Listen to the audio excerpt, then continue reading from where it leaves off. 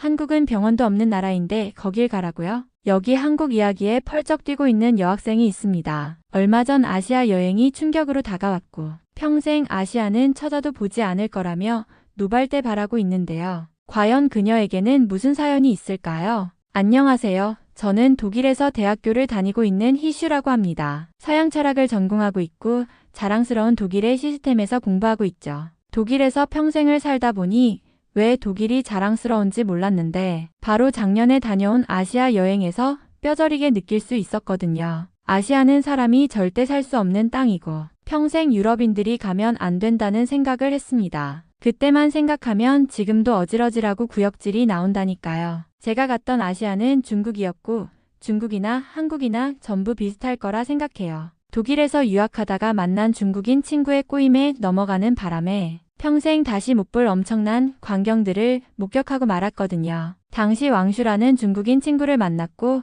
그 친구는 중국이 독일보다 훨씬 좋다는 말을 입에 계속 달고 살 정도였어요. 독일은 너무 오래된 건물이 많아서 건물마다 내부에서 냄새가 나고 고층 건물이 없어서 이동을 해서 다른 건물을 가야 하는 일이 많다고 했죠. 중국은 전국이 미국의 뉴욕 이상으로 발전되어 있고 인구도 많기 때문에 사람이 살기 좋게 설계되어 있다면서 독일 사람들 전부 중국에 가서 공부를 해야겠다고 말했습니다. 중국의 만년 역사 또한 굉장한 자랑거리이고 중세 유럽의 르네상스가 중국 덕분에 이루어질 수 있었다는 말까지 했으니 저로서는 궁금하지 않을 수가 없었어요. 독일의 철학자들도 중국의 영향을 받은 경우가 대부분이고 과거 산업혁명 또한 중국의 첨단 기술을 전해받은 기술자들이 산업혁명을 일구어냈다는 등의 주장을 할 때마다 저는 가슴이 뛰고 말았습니다. 실제로 과거 중국은 나침반을 유럽에 전파한 것은 분명한 사실이고 그로 인해서 항해술을 발전시켰던 것도 사실이었으니까요.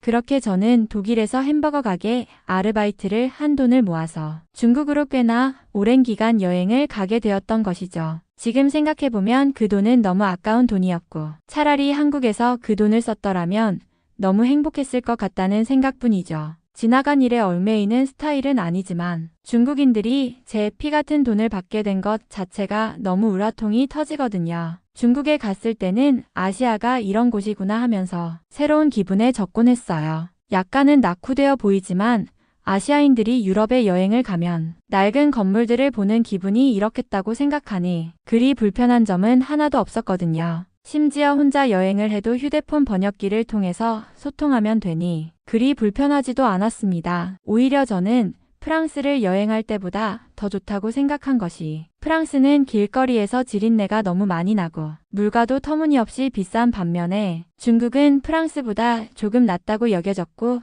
물가는 무척이나 저렴해서 마음껏 음식들을 사 먹어도 부담이 되지 않았죠. 그런데 그날부터 저는 지독한 배탈에 시달리고 말았습니다. 살면서 내장 하나는 튼튼하다고 자부하며 지냈고 유통기한이 한 달이나 지난 우유를 먹고도 배탈이 안 났던 몸인데 중국에서 찐빵 몇 개 집어먹고 배탈이 나서 며칠 동안 화장실이란 화장실을 다 가야 했거든요. 중국의 화장실 문화는 정말 충격적이었던 것이 남녀 공용도 문제이지만 칸막이가 없기 때문에 다른 사람과 마주보며 용변을 보는 구조였거든요. 저를 힐끔힐끔 쳐다보는 남성들 때문에 무척 민망했고 무언가 동물원의 동물이 된 것처럼 용변을 봐야 하는 현실이 무척이나 고통스러웠습니다. 그래서 그런지 길거리에서 용변을 보는 사람들이 프랑스보다 무척 많이 보였고 사람이 없을 때에 화장실을 가야 하는 눈치 싸움까지 해야 했죠. 왕슈를 계속 원망하면서 연락을 하곤 했는데 원래 사람 사는 곳이 다 그런 거라며 태평한 소리를 하는 터에 정말 화가 머리끝까지 나서 심한 말까지 하게 되었어요. 왕슈는 중국이 아시아에서 가장 깨끗하고 잘 사는 나라인데 왜 그런 말을 하냐며 오히려 저를 이상한 사람으로 몰았고 독일 또한 오래된 건물이 많고 낡은 길거리의 모습이 보기 흉하다며 서로의 나라를 비난하는 것으로 마무리되어 버렸죠. 사실 독일보다 중국이 겉보기에는 신식 건물이 많아 보이는 것도 사실이고 편리하다면 편리하다고 생각이 들긴 했기에 저는 한숨을 쉬면서 그런 현실을 참아야만 했습니다. 그런데 저는 배탈이 멈추지 않자 병원을 가야 한다는 생각이 들었고 병원을 찾아대기 시작했습니다. 그런데 마땅한 병원이 없어서 중의원이라는 곳을 찾아가게 되었습니다. 만두가게 아주머니가 알려준 곳으로 올라가 보니 중국의 전통 병원이 하나 보였고 드디어 배탈을 치료할 수 있을 거라는 생각이 들어서 저는 정말 안도의 한숨을 쉴 수밖에 없었어요. 주사를 맞고 약을 좀 타면 괜찮아질 거라는 상상을 했던 거죠. 그런데 그곳에 있는 의사는 무언가 이상했습니다. 수염을 잔뜩 기른 늙은 의사가 있었는데 병원 내부에는 이상한 냄새가 진동을 하더라고요. 잘못 찾아왔나 싶었지만 중국 전통의 의원이라고 했기에 조금 더 믿어보기로 했어요. 그는 저의 배를 만져보더니 누우라고 한 후에 이상한 돌덩이 몇 개를 배에 올려두더라고요. 그렇게 치료를 하면 금방 회복이 될 것이고 배탈이 멈출 거라고 말했죠. 그리고 배탈의 원인은 무리한 비행 때문이라고 했고 제가 주장하던 중국의 음식 때문에 배탈이 나는 것은 말이 안 된다며 독일에서 그동안 먹었던 것들에 문제가 있었고 이제 그 문제가 발병한 것이라고 하더라고요. 아무리 생각해도 대장균 등에 의한 배탈인데 무언가 허무맹랑해 보였지만 저는 힘이 하나도 없고 중국 의술을 믿어보기로 했기 때문에 그냥 시키는 대로 할 뿐이었습니다. 그렇게 배에 돌을 올려두고 배를 좀 두드리고 한참이 지나서 치료가 끝났다고 하더니 터무니없는 비용을 요구하더라고요. 한국 돈으로 수십만 원의 돈이었고 중국 정통 치료요법이 들어간 치료라서 아마 뱃속에 있는 조그마한 암세포들까지 모조리 없애준 치료가 되었을 거라면서 감사해야 한다는 말까지 남기는데 도저히 이해가 가지 않았습니다. 그렇다고 해서 그냥 도망치듯 나오기도 무서운 상황이라 저는 그 치료 비용을 지불해야만 했어요. 그런데 저는 그 이상한 돌 때문인지 더욱 극심한 배탈에 시달려야 했고 중국을 떠나는 날까지 그 증상을 겪어야만 했습니다. 이후에도 중국에서 병원을 찾아보았지만 그 어디에서도 멀쩡한 병원은 보이지 않았고 뒤늦게 인터넷을 뒤져보니 중국의 병원을 조심하라는 글들이 많이 보이더라고요. 여행의 마지막 무렵에는 시골 쪽 도시를 가게 되었는데 저녁 때가 되자 가로등 하나 켜지지 않는 바람에 무시무시한 길을 혼자서 스마트폰 손전등 하나로 버티며 걸어야 했습니다. 길을 걷다가 몇 명의 남성 무리가 말을 걸기도 해서 정말 빠른 속도로 뛰어서 도망치곤 했어요. 몰랐는데 중국은 택시도 조심하라고 했기 때문에 택시도 제대로 타지 못하고 오로지 버스로만 이동해야 했죠. 정말 중국은 다시는 가고 싶지 않고 아시아는 쳐다도 보기 싫어진 이유가 바로 이러한 충격적인 경험 때문입니다. 그런데 철학 수업 시간에 교수님께서는 한국에 대해 언급하셨습니다. 당연히 한국이나 중국이나 독일객인인 나라이기 때문에 전혀 관심을 갖지도 않았어요.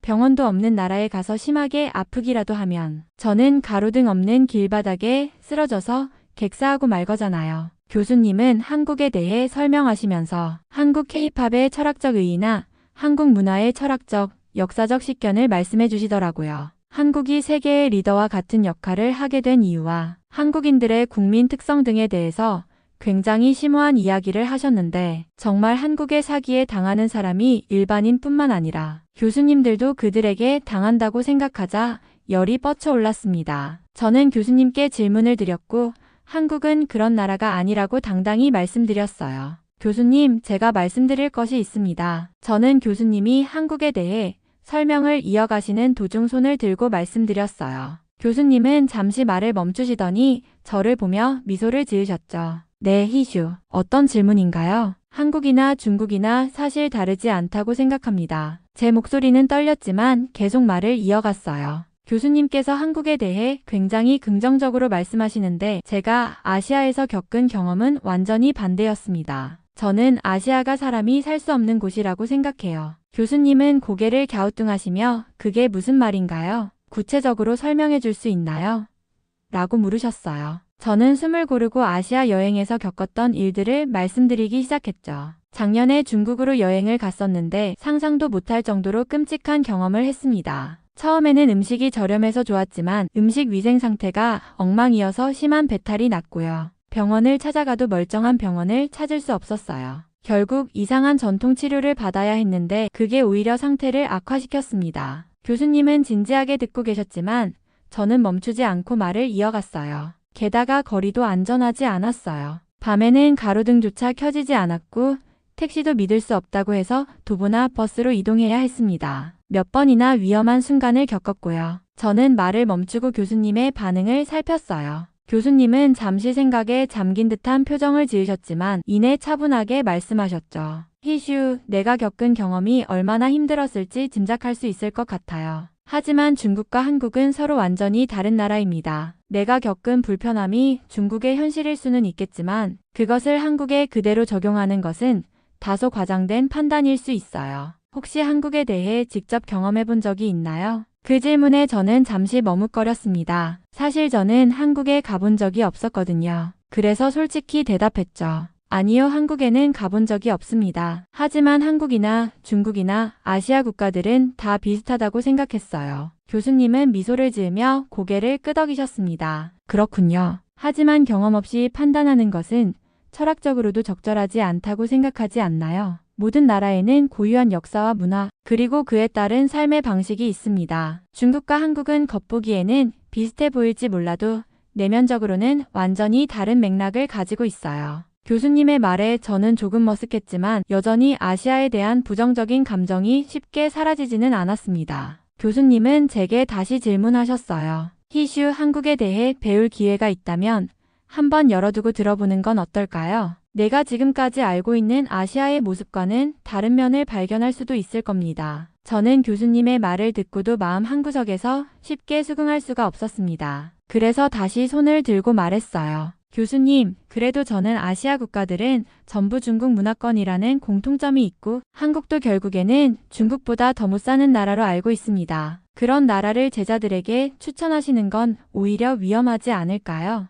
저처럼 아시아에서 겪는 부정적인 경험으로 학생들이 고통받을 수도 있을 것 같은데요. 제 주장이 끝나자 교수님은 잠시 고개를 끄덕이시더니 차분하게 답변하셨습니다. 희슈, 내가 중국에서 겪은 어려움은 정말 안타깝지만 그것이 곧 아시아 전체를 대표하는 건 아니야. 사실 중국의 전통치료, 즉 중의학은 문화대혁명 당시 거의 폐기되다시피 한 역사적 사건이 있었단다. 현대의 중국 전통의학은 그 후 다시 복구되었지만 대부분 한국의 한의학을 참고해 복원된 경우가 많아. 저는 그 말을 듣고 놀라 되물었죠. 한국의 한의학이요? 그게 정말 사실인가요? 한국은 중국 문화를 배워갔을 텐데 어떻게 중국보다 나아질 수 있나요? 교수님은 고개를 끄덕이며 말씀을 이어가셨어요. 중요한 점은 한국은 역사적으로 자신들만의 방식으로 중의학을 개량하고 발전시켜 왔다는 거야. 한국의 한의학은 현대적으로 체계화되고 약초를 기반으로 한 과학적 연구도 진행되고 있어. 반면 중국은 문화대혁명 당시 학문과 문화유산이 파괴되었고 다시 복구하는 과정에서 상당히 왜곡되거나 퇴보된 부분이 많아. 그래서 지금은 한의학이 중의학보다 훨씬 발달해 있다고 평가받고 있단다. 그제야 저는 약간 당황한 마음에 말이 막혔습니다. 그럼 제가 중국에서 겪었던 그 끔찍한 병원은? 교수님은 부드러운 목소리로 답하셨습니다. 그건 안타깝게도 중국의 현실이야. 물론 현대적인 병원도 많겠지만 네가 겪은 것처럼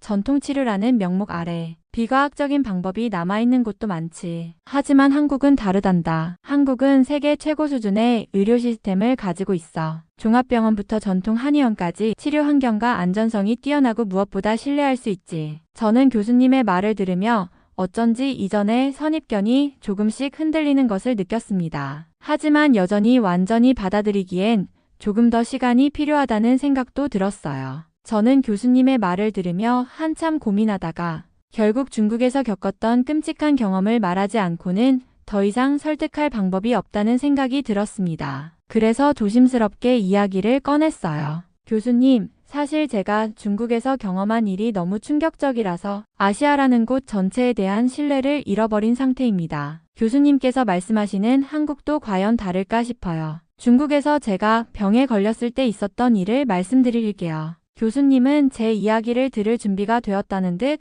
고개를 끄덕이셨습니다. 중국에서 심각한 배탈이 났을 때 병원을 찾아야 했는데 제대로 된 병원이 없어서 길거리 아주머니의 추천으로 중의원이라는 곳에 갔습니다. 그곳은 병원이라기보다는 이상한 냄새가 진동하는 허름한 공간이었고 의사라고 불리는 분은 긴 수염을 기른 노인이었어요. 그는 제 배에 돌덩이를 올려놓고 두드리면서 치료를 한다고 했죠. 교수님은 놀라운 듯 눈썹을 살짝 치켜 올리셨습니다. 배에 돌을 올렸다고? 정말로 그런 치료를 했단 말이니? 저는 한숨을 쉬며 고개를 끄덕였어요. 네. 그리고 그분은 제 배탈의 원인이 중국 음식이 아니라 독일에서 먹었던 음식들 때문이라고 주장했어요. 그리고는 이 치료가 배탈뿐만 아니라 제 몸 안에 있는 모든 질병까지 제거해줄 거라면서 터무니없이 비싼 비용을 요구했습니다. 전 너무 아파서 도망칠 힘도 없어서 그 돈을 낼 수밖에 없었어요. 교수님은 걱정스러운 표정으로 물으셨어요. 그 후에 증상은 나아졌니? 저는 고개를 저으며 말했습니다. 아니요, 교수님. 그 이후로 증상은 더 악화되었고 중국을 떠날 때까지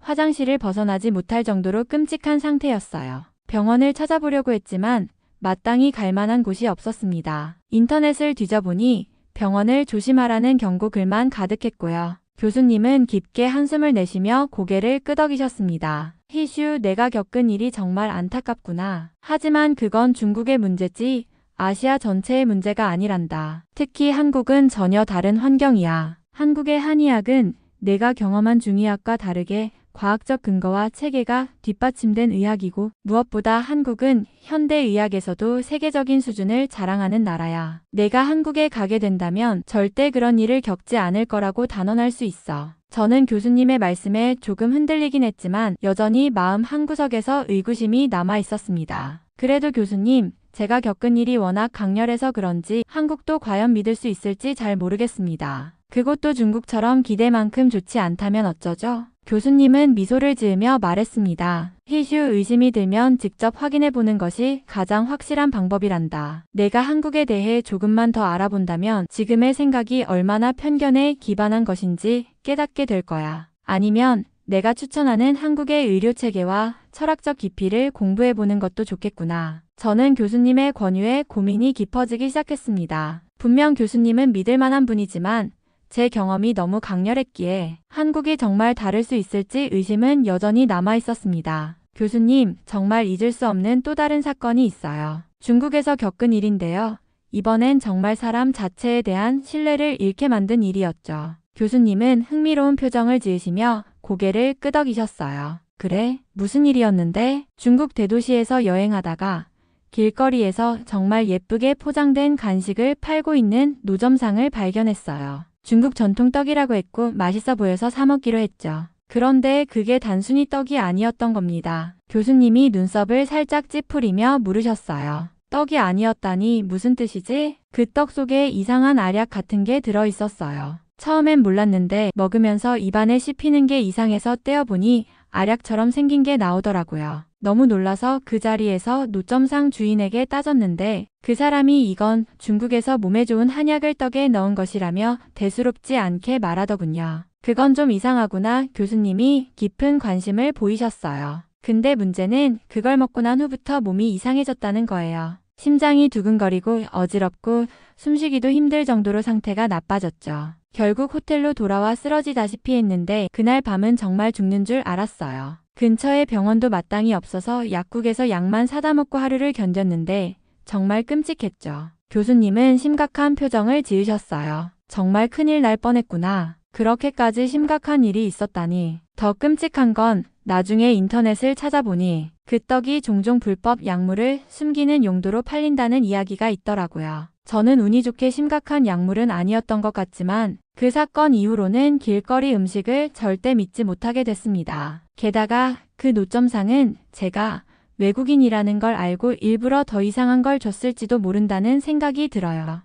내 이야기를 들어보니 정말 충격적인 경험이었겠구나. 교수님은 잠시 말을 멈추고 생각에 잠긴 듯한 표정을 지으셨어요. 하지만 그런 일이 중국에서 있었다고 해서 아시아 전체를 동일하게 봐선 안 된단다. 한국은 길거리 음식 문화가 발달했지만 철저한 위생 관리와 규제가 적용되기 때문에 이런 위험이 거의 없지. 저는 고개를 끄덕이면서도 의심을 놓지 않았습니다. 교수님, 그게 사실이라면 정말 다행이지만 제 입장에선 여전히 두려움이 앞서요. 과연 아시아의 다른 나라는 이런 경험을 하지 않을 수 있을까요? 교수님은 미소를 지으며 말씀하셨습니다. 희슈, 내가 겪은 일은 정말 안타깝지만 그것이 한국에 대한 오해로 이어지지 않길 바란다. 나는 내가 직접 경험해보고 판단할 수 있도록 한국에 대해 더 많은 자료를 추천해 줄게. 내가 진짜로 안전하게 느낄 수 있는 곳이라면 아마도 한국일 거야. 저는 교수님의 자신감 있는 태도에 조금은 흔들리기 시작했습니다. 교수님은 제 이야기를 들으신 뒤 잠시 생각에 잠기시더니 환한 미소를 지으며 말씀하셨어요. 희슈, 너에게 정말 좋은 기회가 될 만한 프로그램이 있다. 학교에서 주최하는 한국 단기 체험 프로그램인데 한국 문화를 직접 경험하고 배울 수 있는 2주짜리 일정이야. 내가 한국에 대해 가지고 있는 편견을 조금이라도 깨트릴 수 있는 기회가 되지 않을까 싶구나. 저는 당황스러워서 교수님을 바라봤어요.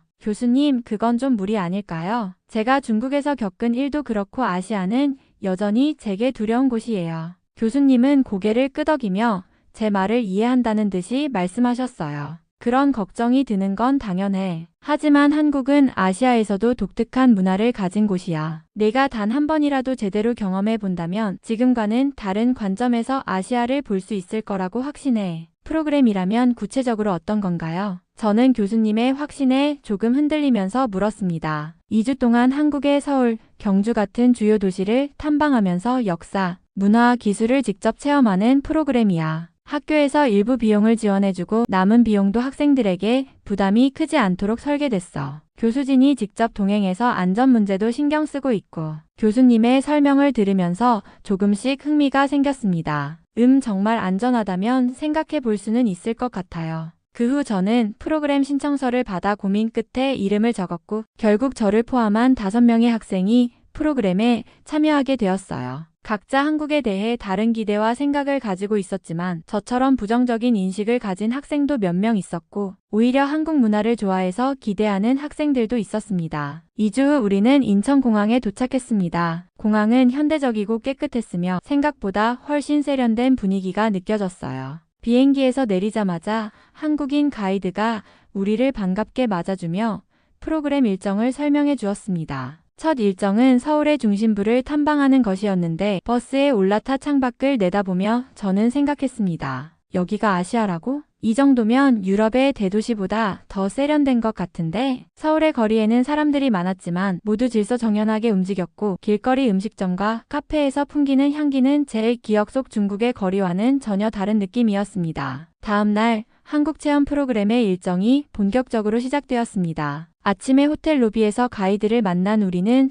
서울의 유명한 한옥마을로 향했습니다. 골목길을 걸으며 옛날 한국 가옥의 아름다움을 보자 저는 잠시 말을 잃었어요. 모든 것이 잘 보존되어 있었고 거리에는 쓰레기 하나 보이지 않았습니다. 희슈, 여긴 어때? 중국에서 본 거리와 비교하면 좀 다르지 않아? 동행한 독일인 친구 중 한 명이 제게 농담처럼 물었습니다. 저는 웃으며 대답했어요. 다른 정도가 아니라 완전히 반대야. 이건 마치 현대와 전통이 공존하는 곳 같아. 이야기를 나누며 걷다 보니 자연스럽게 화장실에 갈 일이 생겼습니다. 저는 중국에서 겪었던 악몽 같은 공중화장실 경험이 떠올라 불안한 마음이 들었지만 가이드가 안내한 공중화장실에 들어서는 순간 그런 걱정은 모두 사라졌습니다. 화장실은 깨끗하게 관리되고 있었고 모든 칸마다 비데가 설치되어 있었습니다. 여긴 호텔 화장실이라고 해도 믿겠는데? 친구들도 놀란 듯이 말했고 저 역시 크게 동의했습니다. 쓰레기통조차 없는 깨끗한 환경에 감탄하며 가이드를 바라보자 그는 미소를 지으며 말했습니다. 한국에서는 대부분의 화장실이 무료로 제공되고 깨끗하게 유지되도록 지속적으로 관리됩니다. 공공서비스의 질이 높다는 점에서 많은 외국인들이 놀라워하죠. 일정 중 한 명의 친구가 가벼운 소화불량 증상을 느껴 병원을 방문하게 되었습니다. 중국에서 병원을 찾던 끔찍한 기억이 떠올라 저는 걱정했지만 가이드가 안내한 병원은 모든 면에서 제가 상상한 것 이상이었어요. 병원 로비는 호텔처럼 깔끔했고 접수부터 진료까지 빠르고 체계적으로 진행되었습니다. 의사는 영어로 유창하게 소통하며 친절하게 증상을 설명했고 약도 현대적인 처방전으로 손쉽게 받을 수 있었습니다. 심지어 말도 안 되게 저렴한 비용이 나와서 외국인이라 할인이 되는 것인지 물어볼 정도였어요. 여긴 독일 병원보다 더 나은 것 같아 친구가 감탄하며 말했고 저도 고개를 끄덕일 수밖에 없었습니다. 희슈, 한국 병원은 어떠니? 교수님이 물으셨을 때 저는 솔직히 대답했어요. 이 정도라면 독일 병원과 비교해도 뒤처지지 않을 뿐만 아니라 오히려 더 나은 면이 많아요. 한국에서의 밤거리는 또 다른 충격이었습니다. 일정이 끝난 후 우리는 서울의 야경을 보기 위해 남산으로 향했습니다. 그곳에서 우리는 산책로를 따라 내려왔는데 늦은 시간이었음에도 불구하고 전혀 두려움이 들지 않았습니다. 가로등이 밝게 켜져 있었고 경찰차가 순찰을 도는 모습도 보였습니다. 저는 중국의 어두운 골목길에서 겪었던 공포가 떠올랐습니다. 여긴 정말 다르구나.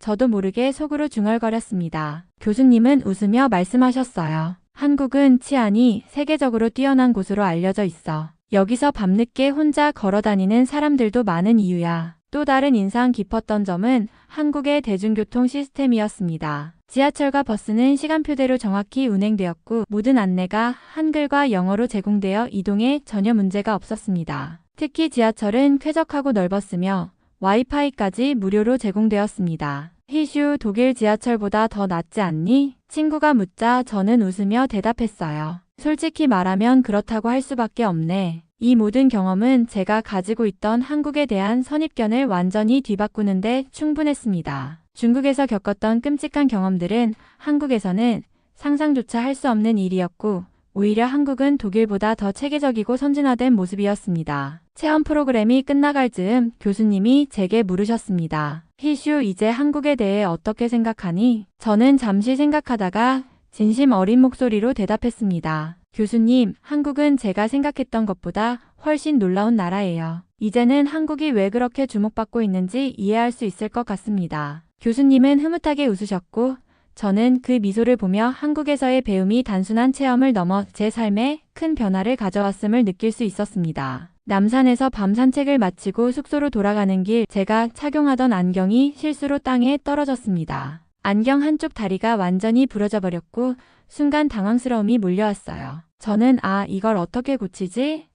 라며 곤란한 표정을 지었습니다. 그 모습을 본 교수님이 근처 안경원을 찾아보자고 제안하셨고 다행히 몇 블록 떨어진 곳에 저녁까지 운영하는 안경원이 있다는 정보를 얻을 수 있었습니다. 안경원에 도착했을 때 저는 부러진 안경을 보여주며 본드라도 빌릴 수 있냐고 조심스럽게 물어봤습니다. 그러나 직원분은 제 말을 듣더니 부드러운 미소를 지으며 말했습니다. 이건 수리하기보다는 새로 만드는 게 더 나을 것 같아요. 디자인이 비슷한 걸로 금방 맞춰드릴게요. 저는 당황하며 시간이 얼마나 걸릴지를 물었습니다. 그러자 직원분은 태연히 대답하셨습니다. 약 15분 정도면 완성됩니다. 15분 만에 안경을 그것도 새로 제작해서 저는 믿기지 않았지만 정말로 직원분은 빠르게 안경을 측정하고 새 렌즈를 제작하는 작업을 시작했습니다. 저는 가격이 걱정되어 대체 얼마나 비용이 나올지를 물어봤습니다. 하지만 가격표를 확인하자 깜짝 놀랐습니다. 새 안경의 총 비용이 제가 독일이나 중국에서 지불했던 안경 가격의 절반도 되지 않았던 겁니다. 15분이 지나고 새 안경이 완성되었습니다. 제가 눈앞에서 안경을 받았을 때 정말 감탄이 절로 나왔어요. 안경은 제 얼굴에 딱 맞았고 품질도 훌륭했습니다. 이 정도 퀄리티를 이렇게 빨리 만들어준다고? 친구들 역시 놀란 표정으로 안경을 구경하며 감탄했어요. 직원분은 마지막으로 미소를 지으며 말했습니다. 한국에서는 빠르고 품질 좋은 서비스를 제공하는 게 중요하거든요. 더 필요한 게 있으시면 언제든 들러주세요. 밖으로 나오는 길에 교수님이 제게 웃으며 말하셨습니다. 희슈, 이게 바로 한국의 서비스 마인드야. 어떤 상황에서도 고객을 만족시키는 게 그들의 철학이지. 저는 안경을 고쳤으며 교수님께 대답했습니다. 교수님, 이런 서비스는 정말 상상도 못했어요. 중국에서는 본드를 빌려달라고 해도 하루는 기다려야 했을 텐데 여기선 새 안경을 바로 받을 수 있다니 정말 대단한 나라입니다. 교수님은 흐뭇하게 웃으셨고 저는 이번 일을 통해 한국의 기술력과 서비스 정신이 단순한 경제적 발전 이상의 깊이를 가지고 있다는 사실을 다시 한번 느꼈습니다. 사실 유럽에서는 안경을 주문하면 2주 정도가 소요되는 데다가 이렇게 정밀하게 제작이 되지 않기 때문에 안경이 부러지면 계속 부러진 안경을 써야만 하거든요. 심지어 비싼 안경값 때문에 며칠 동안은 돈을 아껴야 하죠. 그런데 한국은 이렇게 편리하게 안경을 살 수 있다는 것이 신기했죠. 안경을 쓰는 한국인들에게는 정말 축복과도 같은 나라였고 전체적으로 유럽의 그 어떤 나라보다 살기 좋다는 느낌을 받아서 정말 행복하고 여기 살고 싶다는 생각만 들었습니다. 한국에서의 일정을 마치고 독일로 돌아온 첫날 저는 공항에 도착하자마자 묘한 이질감을 느꼈습니다. 모든 것이 익숙해야 할 내 고향에서 오히려 한국에서 느꼈던 편리함과 세심한 서비스가 그리워지기 시작했기 때문입니다. 가장 먼저 느껴진 차이는 공항의 분위기였습니다. 한국 공항에서는 직원들이 항상 미소를 지으며 친절하게 안내해 주었고 절차도 신속하게 진행됐었죠. 그러나 독일 공항에서는 줄이 길게 늘어서 있었고 직원들 중 몇 명은 피곤한 표정으로 일하는 게 보였습니다. 체크인과 수화물 찾기가 끝나기도 전에 이미 한숨이 나왔습니다. 한국에서는 10분도 안 걸렸던 일이 여긴 왜 이렇게 오래 걸리지? 라는 생각이 들었어요. 한국에서 사용했던 초고속 인터넷 역시 독일에서는 사치처럼 느껴졌습니다. 자료를 다운로드하거나 스트리밍을 할 때 한국에서는 눈 깜짝할 사이에 끝났던 작업이 독일에선 몇 분씩 걸렸습니다. 저는 인터넷 속도 때문에 한동안 답답함을 참아야만 했어요. 게다가 온라인 쇼핑을 하면서도 한국과의 차이를 느꼈습니다. 한국에서는 주문하면 당일이나 다음 날에는 배송이 되었지만 독일에선 기본 배송일이 5일 이상이었고 배송이 늦어지는 경우도 다반사였습니다. 가장 실감난 차이는 대중교통이었어요. 한국에서는 지하철이나 버스를 기다릴 때도 정류장마다 LED 화면에 정확한 도착 시간이 표시되었고 교통카드 하나로 전국 어디서나 사용할 수 있었습니다. 그러나 독일에서는 가끔 시간표대로 움직이지 않는 버스와 늦어지는 열차에 다시 적응해야 했습니다. 며칠이 지나자 친구들에게 한국에서의 경험을 이야기하기 시작했어요. 한 친구가 물었습니다. 희슈, 한국이 그렇게 좋았어? 저는 잠시 생각에 잠긴 뒤 대답했습니다. 좋은 걸 넘어서 모든 게 편리하고 효율적이었어. 사람들도 정말 친절했고 작은 문제도 바로 해결할 수 있는 나라였어. 그 친구는 고개를 끄덕이며 말했습니다. 독일도 잘 살지만 그런 세세한 부분은 배워야 할 게 많을지도 몰라. 이후로 저는 한국에서의 경험과 비교하면서 독일의 시스템에서 느껴지는 아쉬움에 자주 빠지곤 했습니다. 한국에서의 시간은 너무 짧았지만 제게 잊지 못할 교훈을 안겨주었습니다. 저는 서양 철학을 공부하는 것을 멈추고 지금 당장이라도 한국에서 한국의 철학을 공부하고 싶다는 생각을 했어요. 아무리 서양의 철학을 공부해도 소용이 없다는 것을 깨달았거든요. 철학이라는 것은 생각하는 학문이고 실생활에도 도움을 주어야 하는데 백날 독일에서 철학 공부를 해봐야 인간을 위한 한국의 시스템이나 모습을 따라갈 수가 없잖아요. 사회적으로도 독일이 한국보다 뒤처진 것이 명백한 사실인데 이래서의 공부는 무의미하다는 생각이 들 뿐이잖아요. 이제 저는 한국어 공부를 시작했고 한글이라는 편리한 문자 덕분에 비교적 쉽게 공부하고 있어요. 독일에서 학교를 졸업하자마자 한국에서 대학원 생활을 할 것인데 너무 기대되고 설렘 가득합니다. 유럽과 아시아를 나누어 생각할 것이 아니라 한국이라는 나라 자체에 대한 관심을 가지게 되었으니까요. 이번 사연은 여기서 마무리하도록 하겠습니다. 끝까지 시청해주셔서 감사드립니다. 좋아요와 구독은 영상 제작에 큰 힘이 됩니다. 꼭 한 번씩만 눌러주세요. 감사합니다.